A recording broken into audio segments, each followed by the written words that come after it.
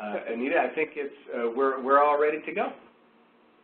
If Jonathan's there, can turn on the camera. Turn on the camera. I think we've already done that. How are you doing now? All right. Fine? Yep, we should be good. Hey, so if you could see me, I wish I could see all of you. It was really a wonderful week, and I've connected with many of you since, and I'm just so pleased that we had that time. And these webinars are meant to follow up on that, and we're going to actually look at a number of things that have occurred since that time that we could sort of add to our repertoire, and then we are going to respond to your questions and find out what you're doing. So we'll make it as interactive as we can. Jonathan is here as my backup tech person, which I'm always thankful for.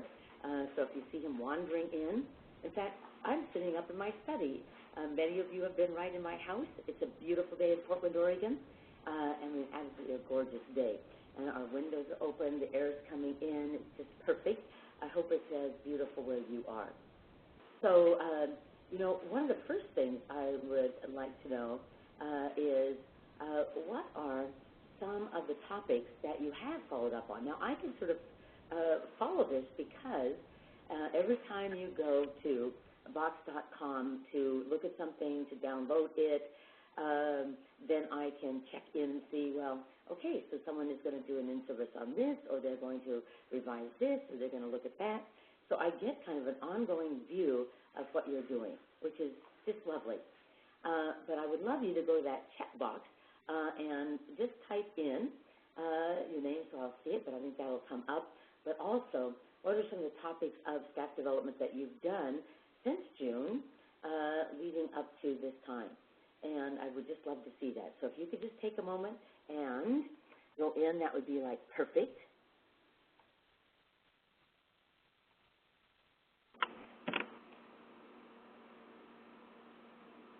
Anita, it doesn't appear that the video is sending at the moment. No, the video is not sending at the moment. So I'm going to call my tech person, and he's going to figure out what we have done here. All right. Thanks, everyone, for letting us know. Yes.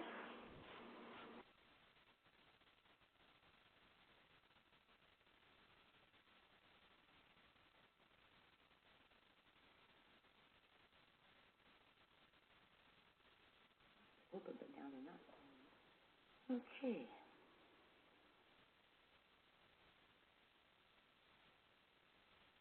That's good.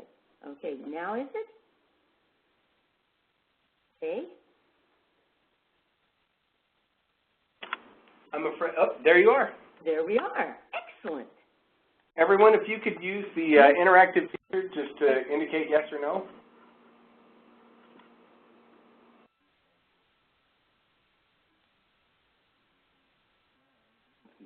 Okay, so we're good now, Rob? I can see you just fine. I'm watching. Okay, yep. I'm hearing from the participants that they can see you. And one note of clarification, please. If you're using the chat to respond to Anita, please ensure that you select send to presenter or host and presenter to respond to Anita. I will forward any of those that are sent directly to me right to you, Anita. But again, select send to presenter or host and presenter so that Anita can be sure to see your questions and responses. Thank you. Hey, so welcome again now that you can see me. So I just wanted some indication of some of the topics that you have been doing staff development on. And there may be ones directly related to what you did in June, and there may be some that aren't ones that were related, but just to see, so I can have an idea of what you're doing. So if you could put those in, and I hope that chat will come up so I can see exactly what has been your action up to this point. Rob, you can let me see those as they pop up? Yep, you should be seeing them now. I'm sending you any that were sent directly to me right on. Dean, yep, can you see them in the chat window? Okay, so up to this time, I see, looking at these answers, engagement strategies, excellent, and instructional routine information, active participation, vocabulary, and engagement strategies, and explicit instruction and vocabulary, and lots of explicit instruction and a lot of active participation, and academic vocabulary and slant, and 3 days of active, of explicit instruction, and some of you have been working on Brisk Pace, excellent, vocabulary, and what is explicit instruction? Excellent. Well, that is very close to what I've been doing since June, and there were a few things that came up in that time, so I want to talk to you about first, before we get into your questions, some things that are going to be available to you that we'll put right up on Boxcom so that you'll have them available. And one of them was thank you very much, Rob, and we'll go ahead. And one of the things that has been asked is if we wanted to work with principals, what kind of materials might we work with them? And actually, some of you this morning were on a site that I was doing that was actually for administrators. I did another webinar this morning. And we're going to put that up now because it might be a useful tool for you as you work with the teachers and their administrators on observations. And so there it comes. So this was sort of an explanation of what, what the principals might be looking for using the observation tools that we had earlier. And it was so fun this week because I've had a chance to do demonstration lessons in 2 locations, one in when I was working in Michigan yesterday and earlier in the week in Pennsylvania, teaching elementary, middle school, and high school. And I was working specifically yesterday on working with peer teachers who are going to do learning walks with their colleagues into their staff. And so we were looking at what we might look for and why it's important. So I just wanted to take you through this document because so many of you said, oh, I'm going to be working with administrators in observing the kind of things that we are teaching. So this is just a quick run through. So what I did is I took each of the parts of the observation form that was found, that went with Chapter 6 and 7. So that's where you're going to find the form actually in the file for Chapter 6. And looking at each of the variables and why it might be important. So I thought that kind of a document might be really helpful for you to work with coaches, administrators, teams that were observing their peers. So frequent responses, and then why might we want frequent responses? And it's so interesting this summer when I've had people brainstorm, why do we get frequent responses? So often it is almost all on engagement, on-task behavior, and accountability, and sometimes checking for understanding, but totally overlooking the big idea is that the more responses you make, the more learning that occurs. And so emphasizing that every time the kids make a response, they retrieve, they respond, they retain. And the continued emphasis on limiting use of volunteers, which we certainly stressed this summer, but we might have to with these principles, particularly secondary, because my observations, even this fall, have totally reinforced that this is so common and not useful. And so talking to them about why it's important that the teacher randomly call on students rather than volunteers. And then the handling of inattentive students rather than calling on them. And why might that be helpful? Another thing that would make a difference would be to have inclusive participation. And I just want to take a moment and talk to you about this because one of the things that I'm finding is that so many teachers are in the habit of just having one child called on, that it's rather surprising to them to see all the possibilities in terms of engaging all of the students. And just yesterday in Michigan, outside of Detroit, I had the great gift of working with a terrific teacher in 4th grade. And I could tell he just had a passion for teaching and does great things. But he was so interested in all of the inclusive things, not just choral responses, but we had response sheets with yes and no.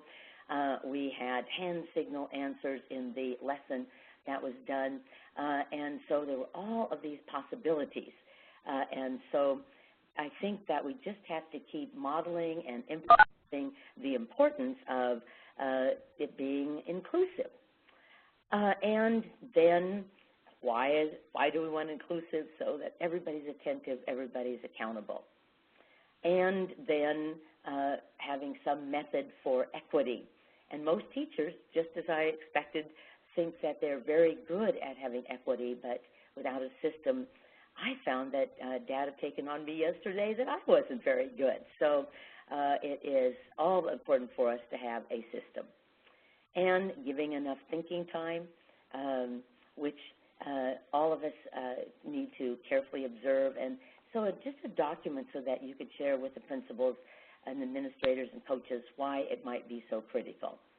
And then the monitoring of responses and circulating that walk around, talk around, look around, and correcting all errors in a way that is clear and specific and brings about the correct behavior. And again, the goal here was just to sort of augment it so that you could share it easily with the other teachers. And giving praise that is specific and based on performance. And then adjusting the lesson as we go and the reason for it, and the brisk pace, that perky pace and why it might be helpful. And a positive environment both to promote academics and behavior and enthusiasm. Now, the reason I want to go to the last part is, we didn't talk about this much this summer, but I'm going to be adding some documents specifically for administrators and coaches to take data on the children. And so this is a very good document to summarize what the teachers are doing, but they are much more open to data that is on the students in relationship to what they're doing. And so, for example, on-task behavior. And so just yesterday in Michigan, when I was training peers to observe their peers, they took data on me, on task behavior of the children during the science lesson. And so they simply made a seating chart, and we did the very simplest. We just look at one child and then immediately move to the next. They're either on task or off, and we put a plus or minus on their desk. But it was so fascinating because we were able to find 6 children that were not as attentive as others. 3 of them were included from self-contained special ed classes, so that I understood, and I had to scaffold them a great deal.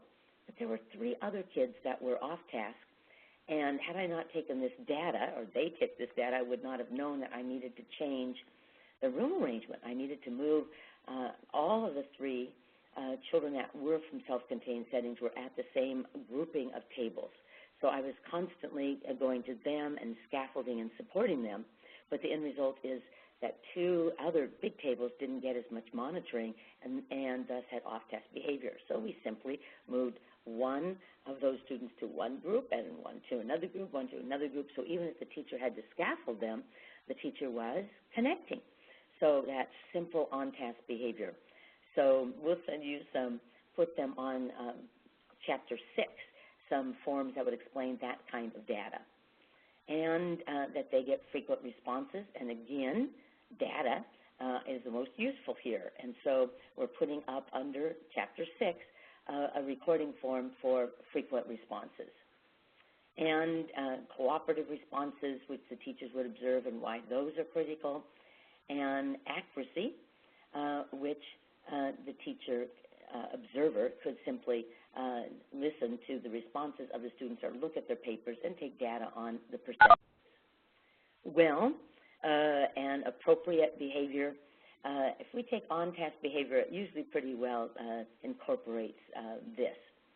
And then the glows and grows. But I just wanted you to know that this document was there for you to use, and because sometimes just a form without any why is this critical, why is this critical, would make a difference. Well, the other thing that I wanted to share with you is that I have had an opportunity to do many in-services with secondary, middle school and high school. How wonderful. I see that none of you, from your questions, have also done trainings from 6 to 8, 9 to 12, and so I want you to be aware of this document. And right now, I can't see it, and Rob, if you can, put that up again because it's no longer in the tabs. And which document is that, Anita? can you put back the document that is no longer visible in the tabs that I need on secondary, and so getting them engaged secondary? That's not available? I don't see it. Right. Yeah, I've got it selected here. There it is. Well, we just had to uncover it. It was hidden by another tab. All right. My apologies. And who is like a step away. He said earlier, do we need a code word so I can come help? I said, no, I'll yell help. And that was working fine. So now, this one is one that I developed, and I want to tell you about something that I did with Safe and Civil Schools very recently at the end of August, and that I designed just an all-day elementary engagement and an all-day secondary engagement training that we videoed with an audience here in Portland. And it's not going to be out right away, but through Safe and Civil Schools, they're going to have a training, take those training and put them into observable training for staff. And there will be probably in segments that could be utilized for an after-school staff development or a staff meeting. And so it was very fun to do, but in the process, I really revised the secondary. And in response to also some of the questions that secondary people have asked. Now this, I'm going to put up on the Chapter 6 active participation, I'm going to put up both the elementary one and the secondary. But know that this is the handout that will be used with that Safe and Civil training. That will be a video training that will come out, and I think will be very nice to have for follow-up of you, for remote districts like our Alaska friends who may not be able to do that, and so I think that will be very useful. So, but I want to take you through it only in most of it you know perfectly well, but I want to stop for some of the questions I've had most often, and then we're going to look at the questions that you've had that I could perhaps respond to. So, secondary training. And so one of the things is that it has a statement of the goals. And when we looked at this, one of the things that I have found really useful is asking them, why might we get lots of responses? Because I consistently got the on-task behaviors, I got the checking for understanding, but not the learning. And I think that when you have in mind that you're having them rehearse information for the intention of learning, then you get a little bit different active participation. Now, when I was working with these individuals this summer, I also put in what my feeling would have been on those responses. So there is in the handout actual feedback. And have you read the educational leadership from last month? If you haven't, you must get a copy. Someone has it, educational leadership, and I think that you're going to find it extraordinarily useful. So going ahead, so we talked about the critical nature of feedback. And so I'm just going to scroll through this because some of it will look very familiar. Brainstorming what a response is, how to do think, pair, share by writing the names on the paper, showing it with your doc camera.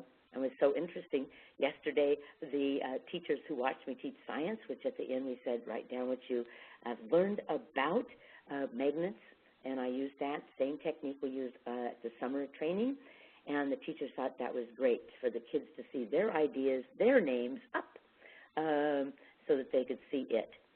And then what I found with high school and middle school is that I often had to give them examples before I had them brainstorm, so that need to give a little more scaffolding so that they could get thinking where they might use this. And so that's why you're going to see some examples before they came up with examples.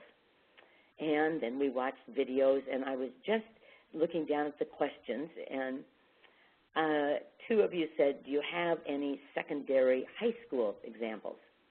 Well, darn, I wish we would, and I will be doing some. One of the things I'm doing this year is working in Wichita schools, and I'm going to be doing videos in their high schools, and so we'll have some. We have some that I'm trying to get released from Pennsylvania, and as soon as we have those, I'll be certain that you know about them. And so we have more middle school, though, so check out, we'll be adding some more middle school because I had another question that was sent in earlier. You showed us teaching paragraph shrinking to 8th graders, and the video is not on our website. Can you do that? So, yes, I am working with our videographer. It'll be up probably by the end of next week. It'll be in modeling that as well as guided practice. So here you see the things that we covered, all familiar to you with just a few exceptions. But this is the one I want to stop and take a moment on.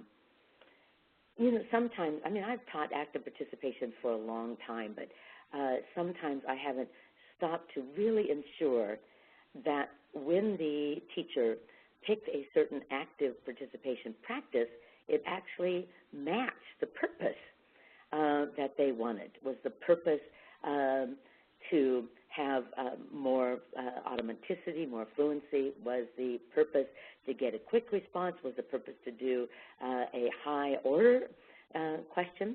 And so in some cases, choral responses would be useful, but for higher order, partners and teams might be better, but really focusing in on what is your desire in terms of your purpose and matching the practice to it, but always making it inclusive. But the third one also, I felt like, even this summer I didn't emphasize enough, that it would be best if you plan to do spelling with a slate, that you do the spelling with the slate again and again and again and again. That you don't just do it once, but you make it a routine, so you don't have to keep explaining things to the students, that your time can go to content.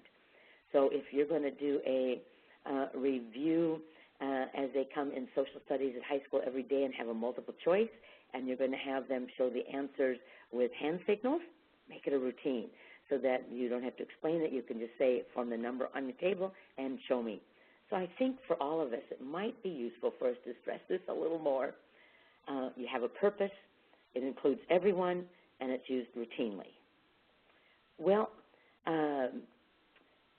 we had group responses, nothing really changed there. But over on, and again, what I'm finding is that our secondary people, we may need to give more examples and then have them generate examples, so there's a higher probability that it will transfer. So that's what you're going to see here is some examples from different subjects so that they then could come up with their own examples of use. Again, the desire in all training is to make it so that they will use it and it will transfer, and that would be the use there. Now, partners. So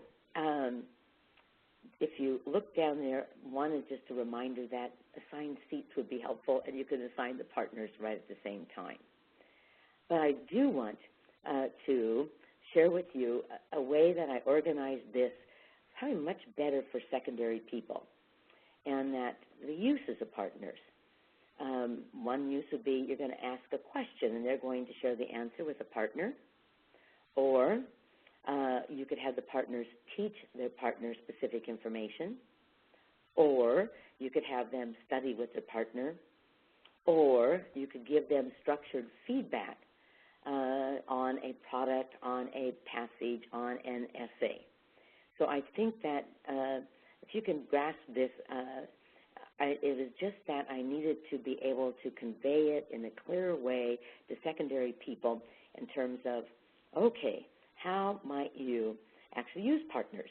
Not just giving them ideas, but having them in categories so that they could say, yes, I could do that. So we could brainstorm, but we could also have them respond to a question. Now, I want to know if this has come to you in the last few weeks, is the idea that all questions in the class need to be higher order. I think this is, since June, has been the most common question. Or a teacher coming up and said, I asked 2 literal questions and then 1 higher order, and I got a very low rate on my rating from the principal. I think we have a challenge here, and I included here from the work of Doug Fisher and Nancy Frey, an article that just came out on questioning at the secondary level, but I think it's universal.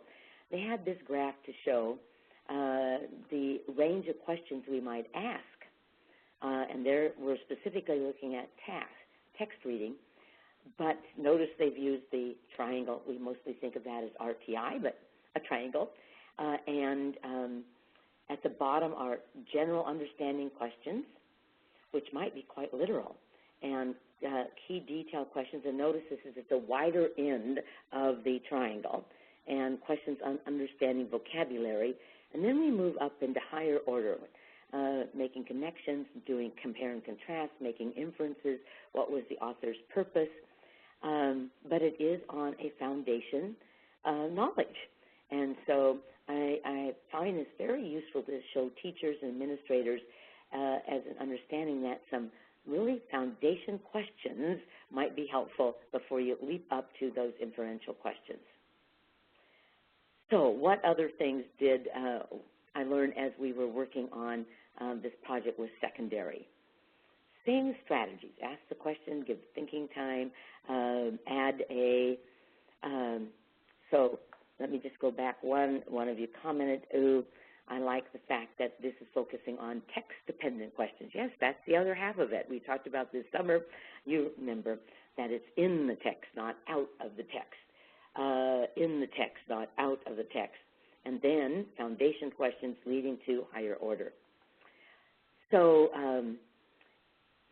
we have that strategy. Ask a question, give thinking time, give them a sentence starter, which works equally well in high school, and then have them show the answer with the partner, then call on them. But again, what I'm finding is unless I give very specific examples from secondary materials, that then they will have the aha moment and generalize.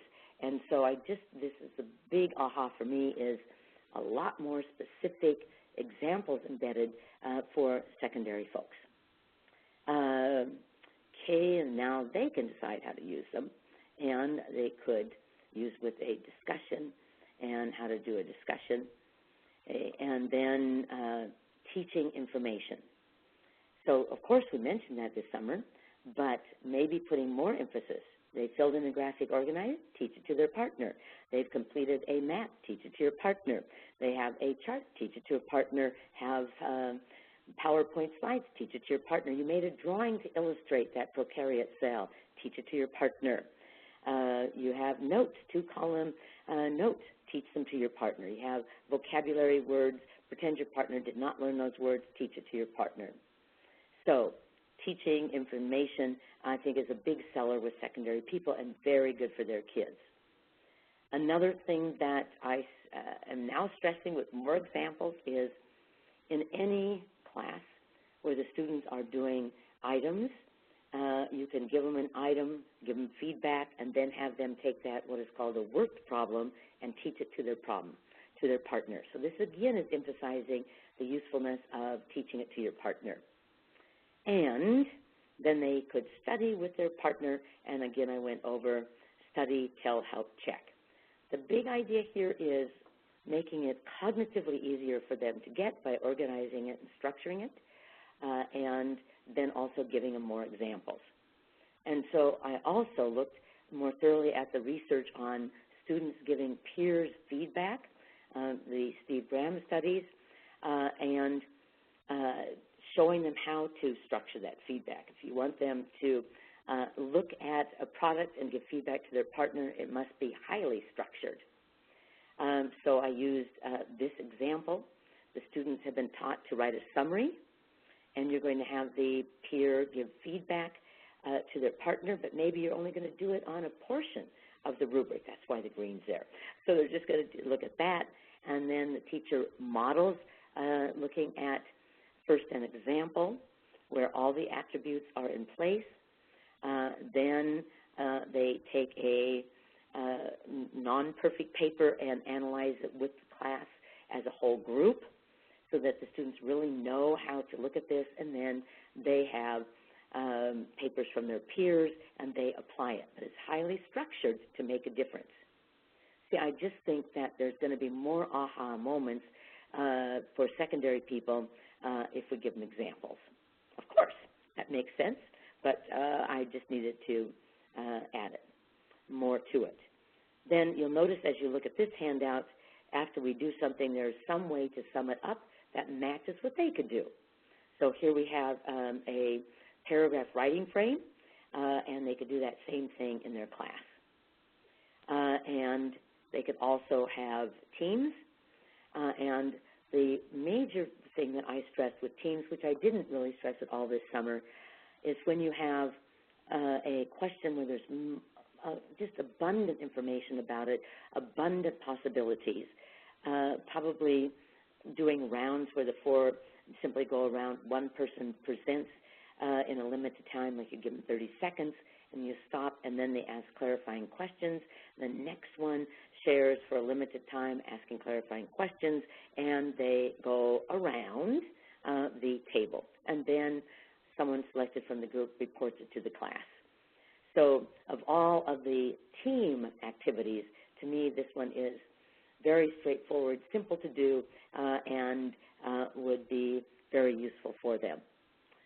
Okay, so rest of this handout didn't change very much, except the ideas of having more examples.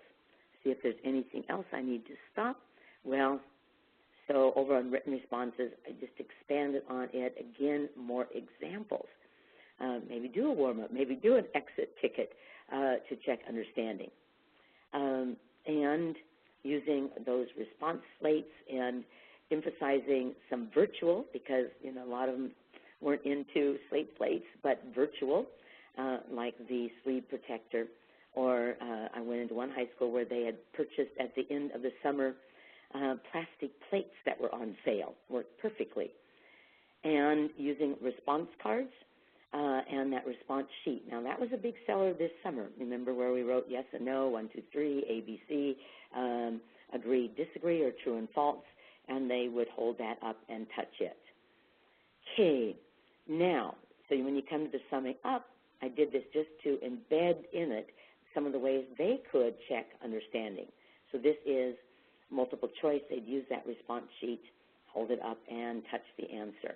And same thing here, another multiple choice item. So that's just to sum it up, but to model for them what they could do in their class. Well, then we went through action, and all of this you are totally aware of.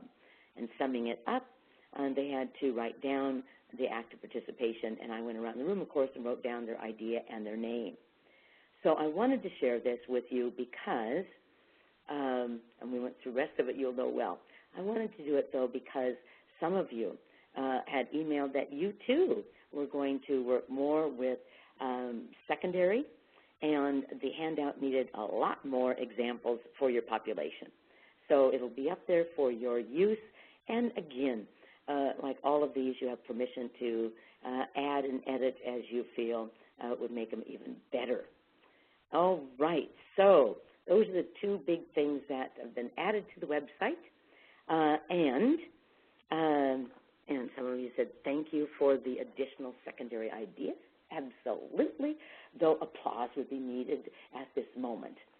So let us now go to having you ask questions. And because we know each other so well, I think I'm going to ask Rob to make it so that you could verbally ask questions or ask for what else you need that would be useful to you, and then I'll respond to them verbally. So, but be certain that when you do come on that you'll say your name, and then for everybody else, where are you in terms of where do you live and where do you work and what district and so forth. So Rob, will be able to do that? We certainly can. We can do it one of two ways. Yes. I can unmute everybody all at once, or I can unmute people in the order in which they click the hand-raising icon. Well, one at a time. One at a time sounds like a very good idea. And okay. So, again, questions in terms of this is what I really need to support me doing this even better, or this is the question that we are doing, so we're going to go with it one at a time. You raise your hand, Rob will cue you in, you'll ask the question. Okay. So I'll wait for the hand raise or a note on the chat. All right. Anyone? Let's see here. I'm not seeing any. Okay. I see Elizabeth Winford. Do you have a question? Let's see. Hi, Elizabeth. And Suzanne, let me make sure that I've got this right. Let's see. Oh, Suzanne Whistler would like to know how to access materials on the site. I guess that's not necessarily a content question. All right. That was from earlier. My apologies. Still waiting to see a hand-raised icon or a note in the chat requesting to speak. And Anita, at this time, it doesn't look like anybody has any questions. No questions? Well, then I guess that I will just continue for a moment while they come up with questions. Okay. And not only that, I want to hear what you're doing. So you could raise your hand and say, well, I want to tell you what I'm doing. That would be great, too. I mean, look at all those great people there that I need to hear from. Maybe we should just pick on one. That's never fun. No. So let me just do a little bit. We just lost half the group. I'm just kidding. We would not do that. No, we would not do that. But let me just tell you a little bit about the continuation of this. I have never been, and this is my, as you know, my 46th year of teaching, so committed to very quality instruction as I am now. You know, around our country, we have all of these Common Core state standards and so much emphasis on the standards, and yet we are once again forgetting that unless we add very, very, very good instruction, that it's not going to happen. And so I'm just so glad all of you are out there doing the same thing. And another concern, I guess, that has emerged this summer for me is that with Race to the Top, more and more states and school districts are coming out with evaluation tools that they're using for teachers. And I want teachers to be totally accountable. I understand the linkage between teacher behavior and student outcomes. I just want to be certain that what they're being evaluated on is actually accurate in terms of student learning. And so I'm always just a little bit taken back. Sometimes when I teach, and the students yesterday, every single one of them by the end knew what force was, what magnets were, what magnetism were. They all, every single one, including the included special ed students, understood both repel and attract. and they understood that a force was a push and a pull, and yet I think that they might have, if they use the evaluation tool that was used in that district, for example, it would say use no group responses and have only higher order questions. Well, I didn't do either of those. And their confusion was that confusing the research on random shout-outs with structured choral responses, which was structured choral responses were perfect for teaching that content. And it ended up with learning. Some of the questions were foundation, and then we went right up to higher order. So I just have to say I'm just really thinking that this is the time for good instruction, and we just have to be certain that we have informed, really well-informed evaluations that don't lead us to poor practice. So we actually have a question. Now, okay, we could be like totally thrilled here.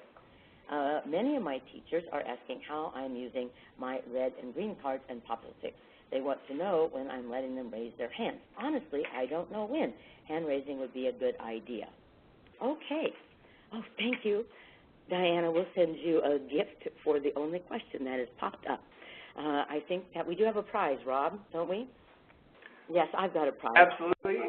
Yep, the prize will be sent out in the mail on Monday morning. Absolutely, a prize for questions. And here's what I would say. Is there ever a good time to have kids raise their hands? And, you know, one of the things you might want to watch is a video that we're going to have up at the end of next week on secondary. Right now it's on YouTube, but we're going to get it on our website also. I'm teaching middle school kids, and I'm teaching them when they can raise their hands. And I teach children that basically there are 2 times that they can raise their hands.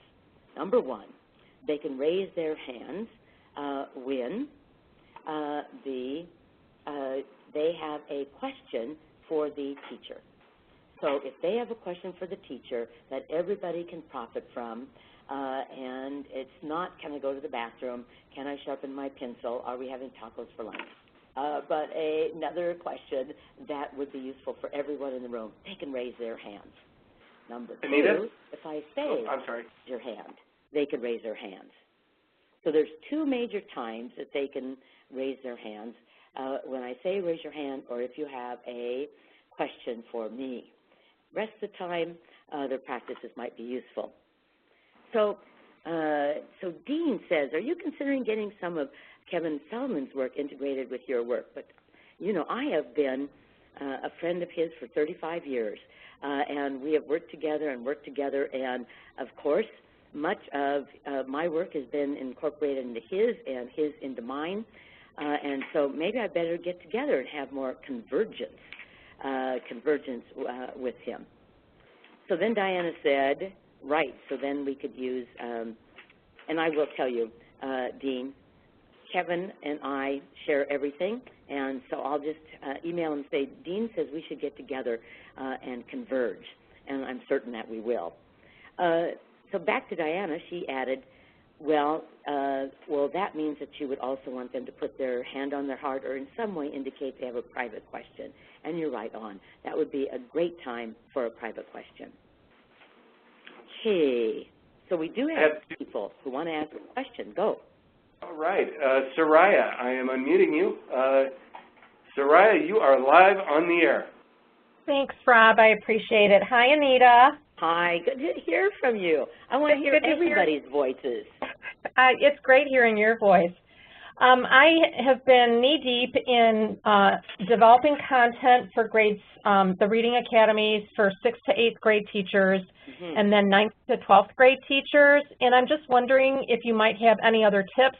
I love the tip about providing those specific examples because I felt like that was sort of missing from the content I developed. I'm just wondering if you might have any other tips. Well, first of all, I want to tell you one good thing you've done, and that is that you are going to be working with them separate from elementary teachers, it sounds like. Yes, yes, very much so. You're going to work separately the high school from the middle school, true? Yes. And this we're going to do Very good choice, because okay, great. I mean, if I was going to try to work with middle school and high school, first I would try not to have elementary people there, because you give one elementary example and they are cognitively gone. Exactly. So having only secondary examples. And I would say my biggest tip would be to try to anticipate the teachers that are going to participate and try to use examples that are as matched to their content as possible.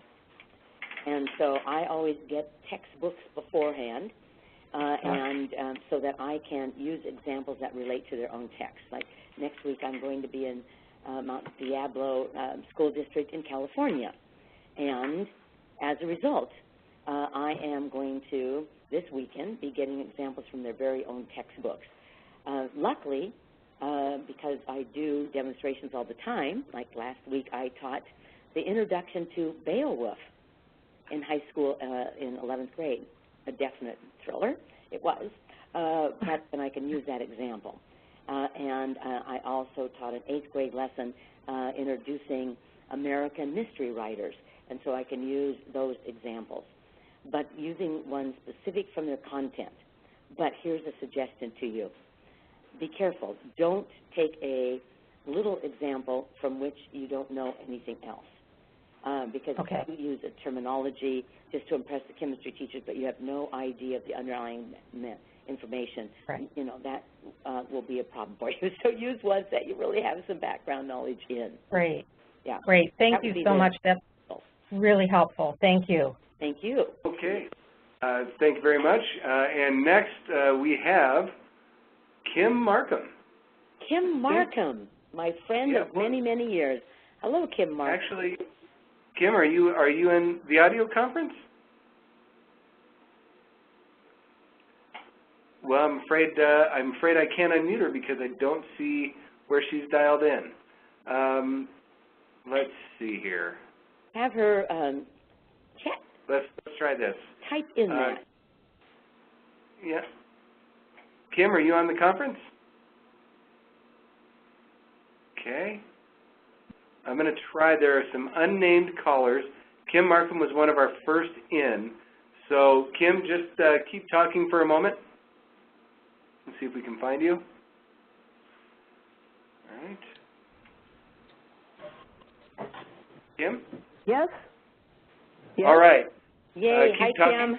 Well, hello. I'm happy to talk to you, and now I'm thinking after all this trouble, I should not have called and put my hand up. But anyway, here's my thinking. I just wanted to see what you thought about this. I've been getting the same sort of response from folks who say, listen, if we're going to get to Common Core and hit those standards, it all has to be higher order. And so we can't, you know. Uh-oh. So, Kim, I'm going to, we lost Kim, but I'm going to respond to that. There she is. You know, higher order is based on, do you have some knowledge?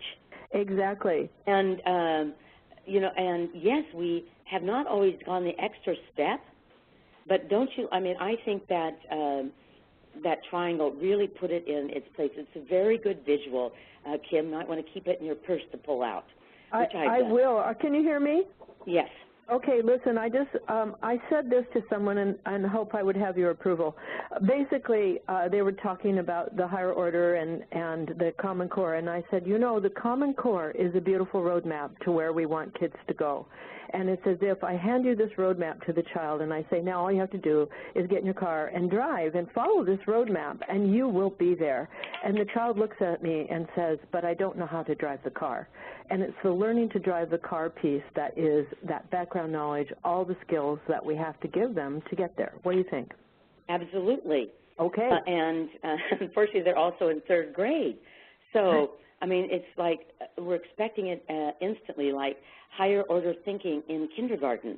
Yes. Before they have any knowledge on which you could do that. And so it's, I mean, it's like somehow we have missed the entire message of learning, that you have to have knowledge in order to do things like compare and contrast. How do you compare things? How do you contrast things if you do not know about each of them? how do you make an inference unless you have knowledge about what you're going to make an inference about? So, you know, Kim, I just think that, first of all, we're going to have to be certain that teachers do get to that. I mean, people could complain that we don't ask higher order questions. Well, that would be legitimate. But if we, much more damaging is not to ask the kinds of questions and teach the skills that will get us to that point. I mean, if we never teach kids, let's take writing an essay, and they don't know how to write a sentence, and they don't know punctuation, and they don't know capitalization, and they can't spell, I don't care. You can give them as many assignments as you wish on higher order essay writing, but you still will not have a quality essay. I agree, and thank you.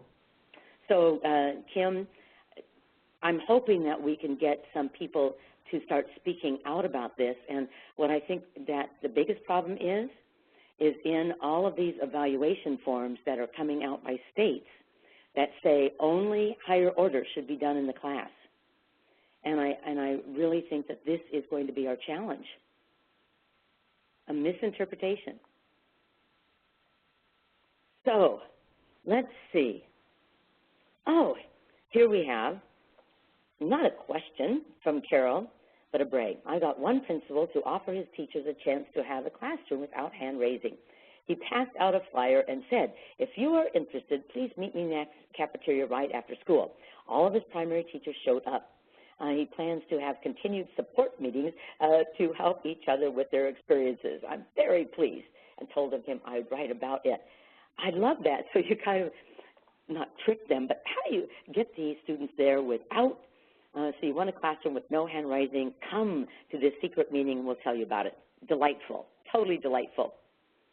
Dean asked me out for a drink in the chat, and I'll say, absolutely, Dean, and I'm going to get Kevin Feldman to go with me so we can collaborate, all three of us. Do we have anybody else? It does not appear so. Nope. Suzanne, actually, one moment. Suzanne, you're on with Anita. Okay. Hello, Anita. Good afternoon. It's great to talk to you. I'm from ESU4 in Auburn, Nebraska, and we've been sharing your work, and we have some questions that come from our participants about handwriting and the research on handwriting versus the research on many of our schools have iPads and one-to-one with computers and so forth. And so they're wondering, you know, what's better, handwritten notes or allowing the students to use their iPad or whatever electronic device that they have? And we were just wondering about the research. Well, Suzanne, was this question coming from teachers of older students or very young students? Actually, teachers from older students. Yeah. So, you know, the research that I have read about handwriting in terms of its essential nature is back there in kindergarten and first grade. So there were some studies that compared children entering a lab school, and they only did electronic responses as they learned to read, and other kids learned to write and draw out the letters. And the conclusion of that research is that it actually had cognitive benefits to teach them the manuscript letters and to use them. So it was the attention to the forms. It was perhaps imprinting on our brain. Now, on the other hand, if I was a teacher of older kids, I would certainly allow them to use not handwritten notes, but technology. It'll be what they're doing. I look around the meetings that you have. Look at you. And you pretty much take notes using your computer. I think that the main thing that I'm finding is that the schools that are going to allow children access to their own devices, their own iPad, their own computers in class, their own iPhone, which I hate to take notes on that, but I could, but is ones that have very, very clear expectations. So 2 weeks ago I was at a high school and they started school and they said you can use devices every time the teacher gives you permission. If you have a device out when you don't have permission to use it and you're doing texting or emailing or anything, the teacher will immediately, with no argument from you, will simply take it, put it in a drawer, and it will sit there for 2 days. And they were just every teacher joined the bandwagon. because that's the main problem. You have them you can say they can take notes, and then you walk over and find that they are emailing a friend or checking eBay. So I think it is more of a management question, but I would certainly allow children to take notes. That's what I would do today. That's what you would do. That's what almost all of us do. Okay, thank you so much. Suzanne, what a delight to hear from you. Love my Thank friend. you. And I know that our time is coming to an end, but I just want to ask you one thing. Now, the way I view this is, because we're going to do it 4 times this year, and that it would be useful if they happen mostly, the next one probably in November, because I get to go to Australia for much of October, which I'm thrilled. I just learned that I'm going to go snorkeling in the Great Barrier Reef, which I'm thrilled about. I love nothing better than snorkeling. So I'm also going to train teachers there. So we're going to be in November, but my feeling was going over materials that were available to you so you're aware of those, because not all of you have time to go on the website, but showing you things that we're adding. And when I totally revise something, I'm going to put it up for your use, because there's no reason for me just to use it for a few people when we could all use it with many more. And I'll tell you, the next one I'm going to revise is the practice handout, so I'll be doing that. And notifying of videos and so forth, and then responding to questions and issues. So if you want something else on these webinars, you just email me, and Rob and I are going to construct it to make it the very best, because we had a wonderful time this summer. We so honored the professionalism at that meeting. I took up many new habits, including Greek yogurt and honey daily. So thank you so much, and I look forward to hearing from you and connecting with you. It's always a joy. So enjoy your school year, and thank you for continuing to support your teachers and making a difference. Thanks. All right, thank you, everybody. We will be sending a link to the recording of this webinar on Monday, probably by lunchtime. But just in case anything comes up, please expect it by the end of the day on Monday. If you have any questions, please feel free to send them to me, to Anita, to anybody that's been involved with the webinar. It is an honor to work with all of you, and we're very much looking forward to continuing this relationship. So Jonathan says hi, and golly, we just wish that we could have you all here on the deck today. It's another glorious day. So goodbye. All right, take care.